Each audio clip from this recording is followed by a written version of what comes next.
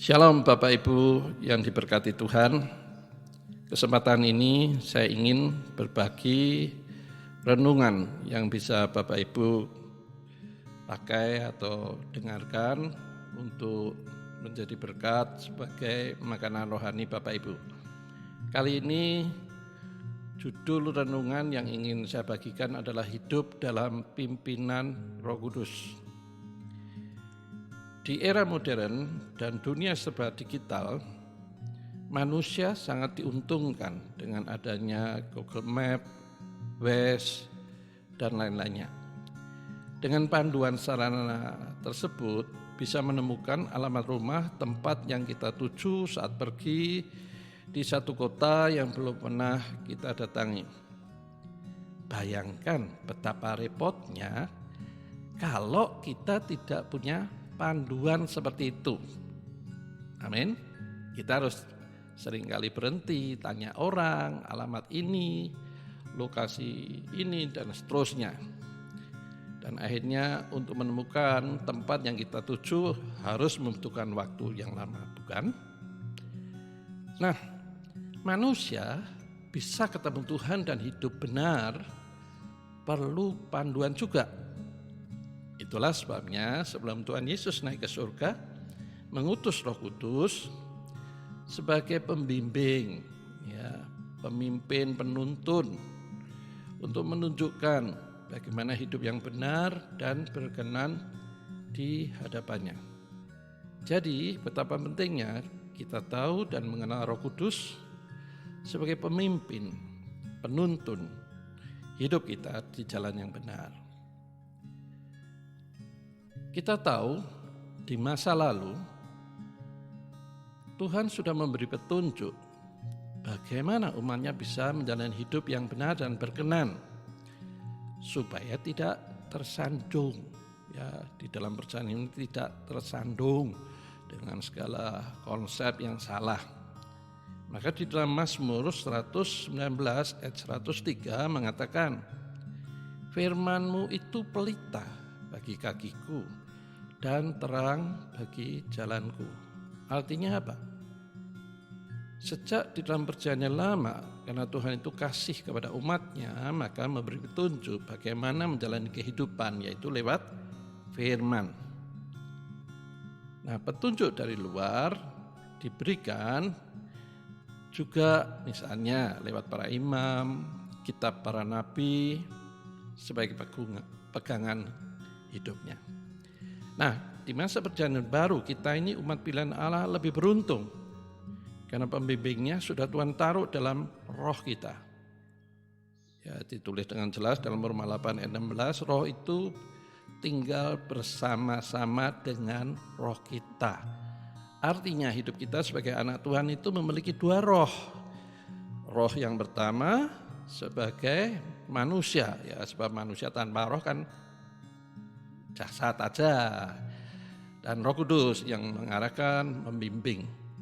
Nah, ini sudah dinubuatkan sebetulnya sejak zaman perjanjian lama melalui Nabi Yeskiel di dalam pasalnya 36 ayat 26 dan 27. Tuhan sudah menubuatkan bahwa umat pilihan Allah yang akan datang ini dipimpin oleh Roh Allah.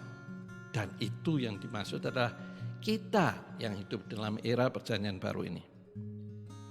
Kamu akan kuberikan hati yang baru dan roh yang baru di dalam batinmu. Dan aku akan menjauhkan dari tubuhmu hati yang keras. Dan kuberikan kepadamu hati yang taat. Yeskiel 36 ayat 26. 27-nya mengatakan, Rohku akan kuberikan diam di dalam hatimu. Dan aku akan membuat kamu hidup menurut segala ketetapanku dan tetap berpegang pada peraturan-peraturanku dan melakukannya. Jadi kita makin jelas pentingnya Roh Kudus bagi kita orang percaya. Yohanes 16 ayat 8 dan 11 mengatakan, Ia akan mengisafkan dunia akan dosa. Jadi fungsi terang itu menuntun hidup manusia secara umum dan umatnya secara khusus hidup di jalan yang benar. Dan kalau itu dilakukan dengan setia, hidup di jalannya, maka hidup kita jadi berkenan. Kebenaran dan penghakiman. Ya, ayat selanjutnya mengatakan kebenaran dan penghakiman akan dosa karena mereka tetap tidak percaya kepadaku. Ayat ini tentunya ditujukan kepada manusia yang belum pernah mendengar Injil. Sayang saat mendengar lewat radio, lewat televisi, buku, atau mungkin kitab yang dibagikan seperti kitab di Gideon. Sayang mereka tetap menolak menerima Yesus sebagai juru selamanya atau tidak mau menerima kasih karunia keselamatan yang diberikan. Akan kebenaran, karena aku pergi kepada Bapa dan kamu tidak melihat aku lagi. Jadi Roh Kudus datang setelah Tuhan Yesus naik ke surga. Tujuannya adalah untuk menuntun, membimbing umatnya menjalani kehidupan yang benar, supaya hidup dalam dunia bisa jadi terang dan garam dunia. Akan penghakiman, karena penguasaan dunia ini telah dihukum, penghakiman hukuman akan dialami setiap manusia yang belum menerima anugerah keselamatan. Sebab hanya dalam Yesus saja manusia bisa menerima pengampunan, ya, dan segala kutuk dosa keturunan yang dibuat nenek moyangnya. Penguasa dunia yang dimaksud sebelum Tuhan Yesus bangkit adalah iblis yang menipu, membodohi, dan membelenggu manusia secara umum. Setelah Yesus bangkit, maka semua kekuasaan iblis sudah dilucuti di dalam perarakan kemenangan Kristus, ditulis dalam Kolose 2 ayat 15. Dan akan tiba waktunya iblis akan dihukum selama-lamanya di neraka. Jadi, Roh Kudus memiliki fungsi penting dalam hidup orang percaya, berguna menuntun hidup dalam seluruh kehendak-Nya, memberi karunia roh, dan hikmat ya dalam menjalani kehidupan ini. Mengingatkan waktu kita berbuat salah, menegur saat kita salah jalan, menghibur saat kita sedang mengalami didikan. Ya, seringkali kalau kita sedang mengalami proses seperti hari-hari ini kan kita mengalami kesedihan, Roh Kudus menghibur dengan cara mengingatkan segala firman yang pernah kita dengar atau kita baca, dan tentunya memberitahukan hal-hal yang datang, yaitu segala rencana masa depan kita ini sudah Tuhan tetapkan. Bagaimana bisa tahu? Roh Kudus nanti yang menuntun, membimbing. Dan akhirnya Roh Kudus akan melakukan penghakiman bagi yang tidak hidup selaras firman-Nya. Di dalam 2 Korintus 5 ayat 10 mengatakan, sebab kita semua harus menghadapi tahta pengadilan Kristus supaya setiap orang memperoleh apa yang patut diterimanya, sesuai dengan yang dilakukannya dalam hidupnya ini, baik ataupun jahat. Nah, itulah sebabnya penting kita hidup terus di dalam kebenaran, supaya kita tidak menghadapi penghakimannya.